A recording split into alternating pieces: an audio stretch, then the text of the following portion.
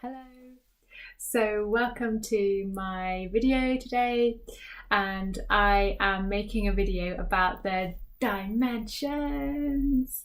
And I thought I would make this video because this is something that I've been really it's something we're all journeying through, whatever we think of it, our whole lives, I believe. But it's something in the last couple of years or so has been really predominant for me. Particularly, I'm talking about the terminology of dimensions. That's been prevalent in my life. I've used that word quite a lot. Whereas I think beforehand, I would have used it when I was talking about the dimensions of a piece of furniture. So now when I use it, I'm mostly using it to talk about different realities that exist in our multidimensional universe, in layers of existence, and obviously in physics. We start with 1D, 2D, 3D, and normally we're kind of comfortable with 3D and 4D, but we don't really talk about different planes of existence. So I wanted to talk about my journey with that.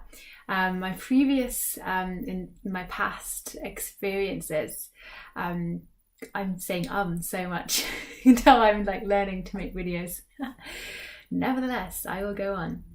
And my experiences with the dimensions would be through the heavenly realms.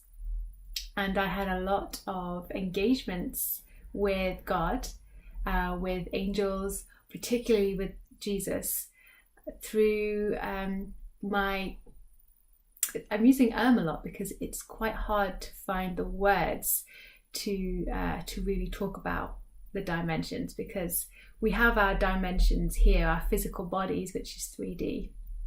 And when we talk about dimensions that are, the number is higher than 3D, it's less dense than our body. So it naturally, it's harder to talk about because the words are 3D.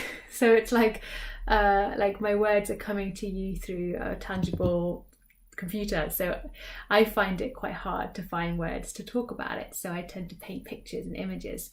And that's most of my engagements with as God. As a sensitive, emotional person, I perceive and relate with God through imagery and through music and through very cute experiences. Really, a lot of my experiences with God have been very cute, have been pictured. So I've created images in my mind that I've gone to and filled in with my imagination, and then waited there. Like I have a particular image that I have with a very secret space that I go with to go and be with the divine, and it to be truly myself, to be a child. And that space is always filled with the presence of beings when I go there, but it's through my imagination. So you could just bring it back and say that's just your imagination, but it's totally not. It's totally been a hand-in-hand experience with God.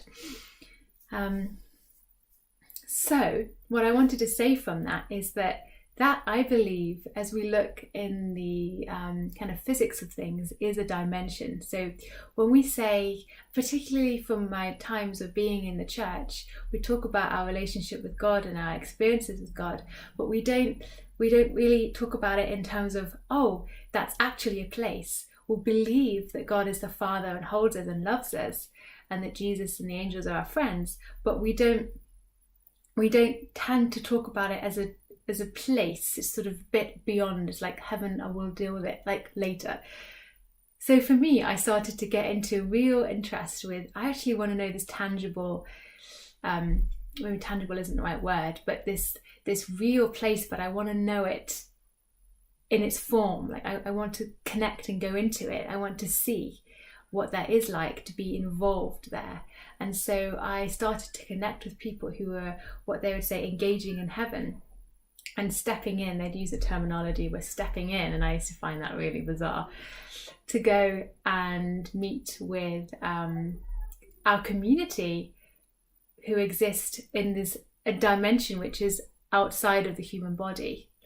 So if you think of emotions, and if you think of consciousness, our connection to one another is so much more vast than what we think than what is just before us. So for example, you can feel something that someone else is empathically feeling, and you're both keying into the same thing. Or like with the monkey effect of consciousness, you can connect to consciousness on the other side of the world because it's the same, like it's a human like you, and you hold the same matrix of consciousness.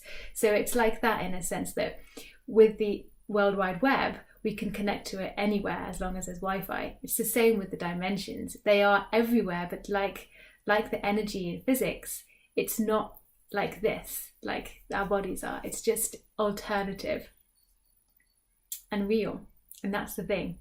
So my engagement with the dimensions started to open up further as I perceived the cosmos, and I started to see the universe, and I started to have experiences with God where I would end up on a nebula, and I knew that it was a nebula because it looked freakingly similar to what I'd seen on Google Images, and I was really intrigued in it. And this investigation led me further into starting to unpack this terminology of the dimensions, and I started to read about it. And as you tend to do when you read about the dimensions, you tend to start reading about things that are beyond you. And for me, it was beyond my Christian experience because no one talks about the dimensions really. So I started learning about so many interesting ancient Vedic, Hindu, New Age, whatever, like all these different Native American understandings of dimensions. And I was like, okay, give me the culture, I want to learn. And so what it's took me on a journey, because really it's a journey internally. So I'm like, oh, I want to ascend and I want to become like one with God, and all these really like well-meaning desires. But really what it is it's a journey of going inside of me, because I am the multidimensional oneness that I'm searching for. And I also, like within and without, within the small petals of a flower, is the entire geometry of the cosmos, because it's all reflected, so that you can go like back into I think there's Einstein who talks about that, or there's like loads of physics, quantum physics, that look at things like this, and there's tons of people just love to research that. So really it's a journey of my multidimensionality. And that led me to expand and to look at other faith structures, other cultures, other languages, which just the doors just really opened to me, and there was such grace on that to do that. And I the first thing at that doorway is the portal of fear, because when you step into alternative dimensions to yourself, to your conscious experience, then you start to have this fear. You think, well, I've never been on that plane before, and what if it crashes? And that is an understandable fear, but unless you get on that plane, you're never going to go to the new place that's a part of your world, and just as important as where you live. So it's really stepping beyond that threshold of fear and being able to go where you are guided, hand in hand with your own intuition, your own connection to God, so that you feel grounded and stable. And so for me, that was I was learning bumpily on the bumpy road, because it was like seriously bumpy, and continues to be that kind of a journey, as I learned to open myself up to my exponential dimensions, which is really the unfolding of the greatness of the divine spark within me, the unfolding of the cosmos before me. It's the expansion of the humanity and the development of our existence, and of the goodness and the wholeness of all things. So it's truly about love, because you learn to embrace yourself. And it's not out there that you're going to look for something. And equally, it's not just in here, it's really both. But you find it in you. You find it in you, and you don't need to achieve it somewhere. that you are the source of what you're looking for. So that multidimensionality has included for me experiencing really like quite controversial things and embracing controversial things, which has sparked conversations. And I haven't always been very good at those conversations, but I feel and hope that I'm getting better at those, and making a pathway where I can join together these different dimensions. Say, for example, one that stands out the most to me is Eastern and Western spirituality, and they're classically opposed because they are, I mean, I've just always seen it. I guess not as a child I didn't see it like that, but going more into church I definitely felt that, and I can feel so many topics wanting to come through me now because there's so much to talk about. And as a kid I really struggled in school. I had a really tough childhood. I wasn't like bullied, or it wasn't like, externally it looked fine, but I struggled on the inside. I struggled with anxiety and self-consciousness and low self-esteem from a young age. So I turned to my own spirituality as a strength. I had my own devotions very early.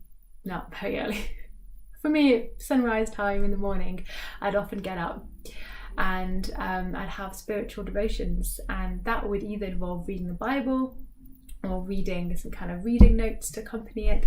Anything that pertained to spirituality.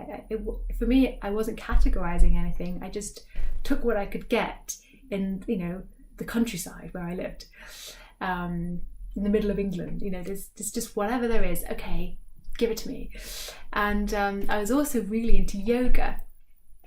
So this is an interesting parallel for me, because if you've experienced being in Christianity, generally the kind of doctrine is it doesn't support yoga. It's just something that's people are a little bit like, oh no, what if this is worshipping an idol that we don't want to connect to? And I understand that, because there is a fear of bowing your head to something that you don't want to bow to. So there is that real, there is that tension to walk through and to figure out for yourself. So I totally respect if you're walking through that or feel that, because I've been there. But for me, because I was very into yoga at a young age, and also connecting with God strongly, for me it's always been interwoven. So I made a vow to myself that because yoga was supporting me with my anxiety so much, and I used to just actually do it from a videotape, that I would always want to do it throughout my whole life. And I'd want to remain supple, because I believed that the body needs to keep well and supple. Gosh, I'm going on to so many different topics here.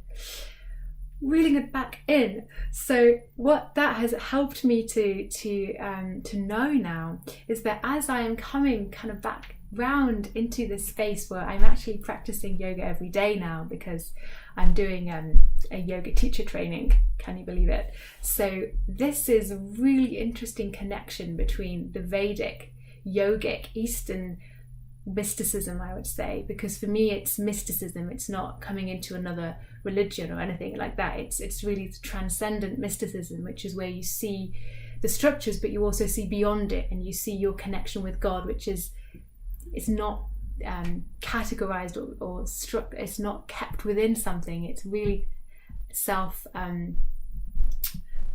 self-expansive. It's sovereign. So you use something like a yoga, but really what's going on, it's your sovereign connection below and beyond that. It's a deeper reality. The yoga is just the external. So and it's a good vehicle, because it supports you physically, and it's just incredible, and I have so much to learn.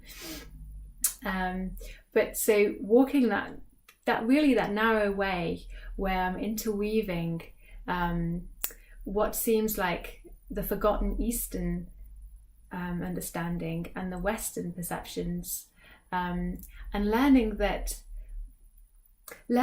we that truly the way that we see societal structures, faith structures, just the way we bring hierarchy to so many things, including things like the dimensions, like I talked about, is actually hilarious. I had an experience recently where I felt such a peace and a hilarity to the extent, and a hilarity at the extent to which we tend to pit one thing against the other, or say one thing is better, or try to make something all about one way. And actually it's quite hilarious to think that, because when you understand that you are walking hand in hand with your true self, with yourself in God always, and you walk hand in hand with that intuition, and you bow to that sovereignty, then you start to see that everything comes together as one. And so it is hilarious that I would suffer and feel this conflict between so many different branches of ways of lives, or ways of seeing the world, because in reality they're all refractions of the same diamond, all looking in at one another and looking out at the stars. And truly we are at peace. So it's from that space of seeing that true peace and wholeness in ourselves that I believe we can then come out and breathe that onto the earth and see and communicate that for others, so that others can also experience their connection to Source God and their connection to abundance as we walk that path of weaving it back together. So really what I'm talking about is weaving the dimensions, the cultural dimensions, east and west, the internal dimensions, the 1D to whatever D dimensions, like weaving them into ourselves as the tapestry, so that we can breathe and walk that as an offering to others. And I really feel that. And there were actually a lot of things I wanted to talk about that I barely scratched the surface on. So I'm glad, because that makes me have loads of material for other videos. And to be honest, I don't know what to call this video now, but perhaps I'll call it something to do with an interweaving of cultures and dimensions. And I hope this has been insightful and sparking for you, and no doubt you've been thinking about similar things if you're watching this. I'd love to hear your views, and just thank you to all others who make content and videos and so on that continue to inspire and guide me. So many blessings, and bye bye.